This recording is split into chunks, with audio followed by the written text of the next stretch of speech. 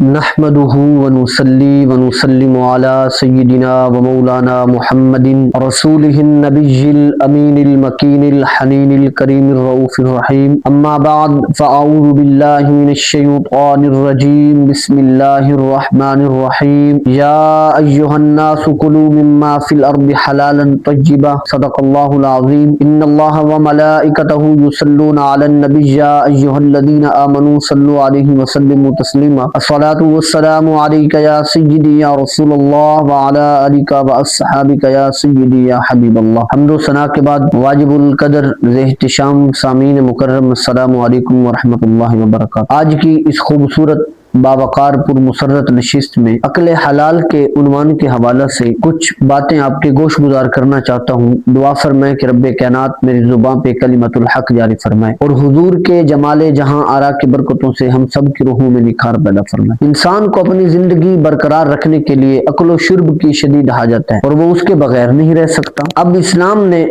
اس کو رزق کی تلاش کی ترغیب دی ہے۔ انسان کو اپنی زندگی برقرار رکھنے کے لیے عقل و شرب کی شدید حاجت ہے کیونکہ وہ اس کے بغیر زندہ نہیں رہ سکتا۔ اب اسلام نے اس کو رزق کی تلاش کی ترغیب دی ہے،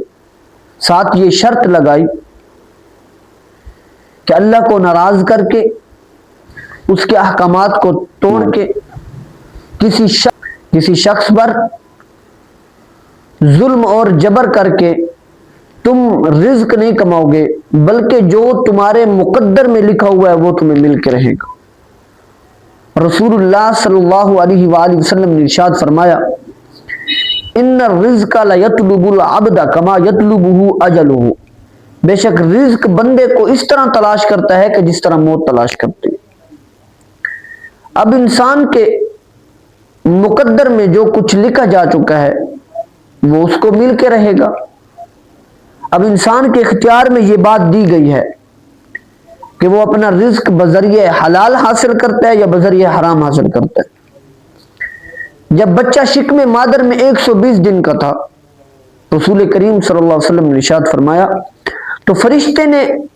اس کا رزق بھی لکھ دیا، اس کی عمر بھی لکھ دی اور اس کا شقی و سعید بھی لکھ دیا۔ اب انسان کے اپنے اختیار میں ہے کہ وہ اس رزق کو بذریعہ حرام حاصل کرتا ہے یا کسی کا خون نچوڑ کر حاصل کرتا ہے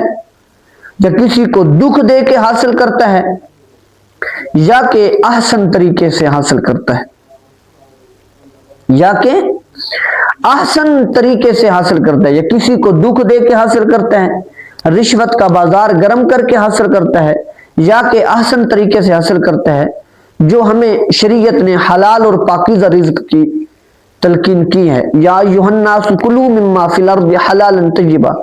اے لوگو حلال اور طیب رزق جو ہے وہ کھاؤ۔ طلب الحلال واجب علی کل مسلم، رسول کریم صلی اللہ علیہ وسلم نے ارشاد فرمایا حلال رزق کا طلب کرنا ہر مسلمان پر واجب ہے۔ جانوروں کو بھی اللہ دیتا ہے، ان کے گھونسلوں میں نہیں ڈالتا، ان کو بھی اپنے رزق کی تلاش کے لیے نکلنا پڑتا ہے، لیکن جانور جب صبح سویرے اپنے گھونسلوں سے نکلتے ہیں تو تغدو خماسن، تو ان کے پیٹ خالی ہوتے ہیں، وہ اپنے رب پر توکل اور بھروسہ کر کے نکلتے ہیں، لیکن جب وہ شام کو واپس پلٹتے ہیں تو وَتَرُوحُ بِطَانًا، ان کے پیٹ بھرے ہوئے ہوتے ہیں۔ حضرت سیدنا فاروق اعظم رضی اللہ تعالی عنہ سے روایت ہے،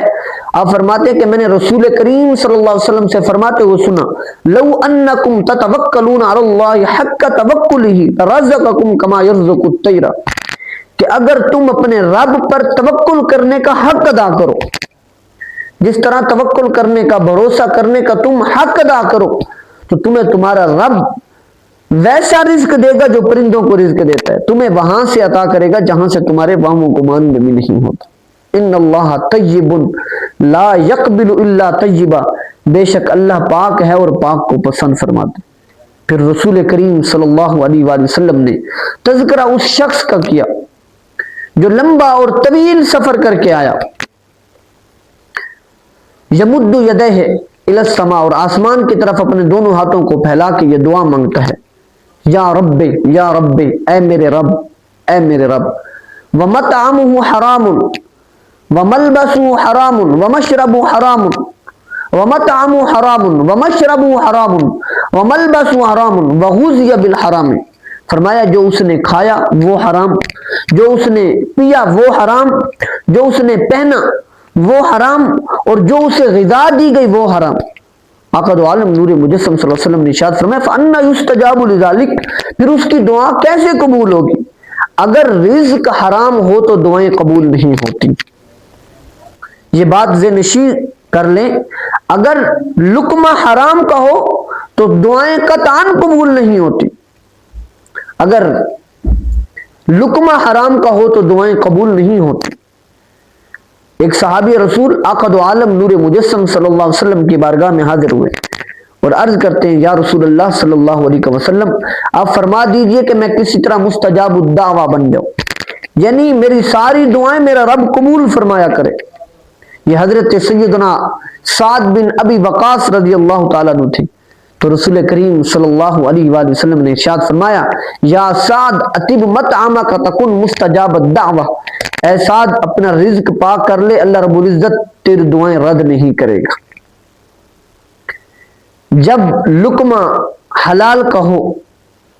تو رب کائنات دعاؤں کو قبول فرماتا ہے۔ دعاؤں کی قبولیت کے حوالہ سے علماء نے گفتگو فرمائی ہے کہ دعا بہر صورت قبول ہوتی ہے۔ ہاں اگر کوئی رزق حرام کماتا ہے، حرام کا لقمہ اپنے پیٹ کے اندر ڈالتا ہے اور اپنی اولاد کو بھی حرام کا لقمہ دیتا ہے، فرمایا ایک تو اس کی اپنی دعا قبول نہیں ہوتی، دوسرا مسلمانوں کی دعاؤں سے اس کا حصہ نکال دیا جاتا ہے، اور تیسرا فرمایا کہ نیک لوگوں کی دعاؤں سے بھی، جو اجتماعات میں جو بڑے بڑے اجتماع ہوتے ہیں وہاں سب کے لیے، سب مسلمانوں کے لیے دعا کی جاتی ہے، وہاں ان دعاؤں سے بھی اس شخص کا حصہ نکال دیا جاتا ہے جو حرام رزق کماتا ہے اور حرام رزق خود بھی کھاتا ہے اور اپنی اولاد کو بھی کھلاتا ہے۔ تو حضرت سیدنا سعد بن ابی وقاص فرماتے ہیں کہ میں نے رسول کریم صلی اللہ علیہ وسلم سے عرض کی تو رسول کریم صلی اللہ علیہ وسلم نے فرمایا اے سعد اپنا لقمہ پاک کر لے، رب کائنات تیری دعائیں قبول فرمائے گا۔ والذی نفس محمد بیدی، حضرت سعد بن ابی وقاص کہتے ہیں مجھے قسم ہے اس رب کی جس کے قبضے قدرت میں جناب محمد الرسول اللہ کی جان ہے،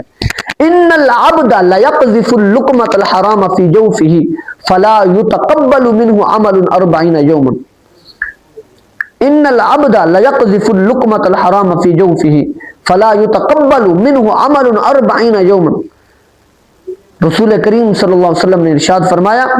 کہ وہ شخص جس نے حرام کا لقمہ اپنے پیٹ میں ڈالا تو 40 دن تک اللہ رب العزت اس کا کوئی عمل قبول نہیں فرمائے گا، 40 دن تک اللہ رب العزت اس کا کوئی عمل قبول نہیں فرمائے گا۔ وَأَيُّمَا عَبْدٍ نَبَتَ لَحْمُهُ مِنَ السُّحْتِ وَالرِّبَا فَالنَّارُ أَوْلَىٰ بِهِ، فرمایا وہ گوشت جو حرام کی غذا سے پلا، وہ گوشت جو حرام کی غذا سے پلا لائق ہے، بہتر ہے کہ اس کو جہنم کی آگ میں ڈال دیا جائے۔ یہ حضرت سیدنا سعد بن ابی وقاص تھے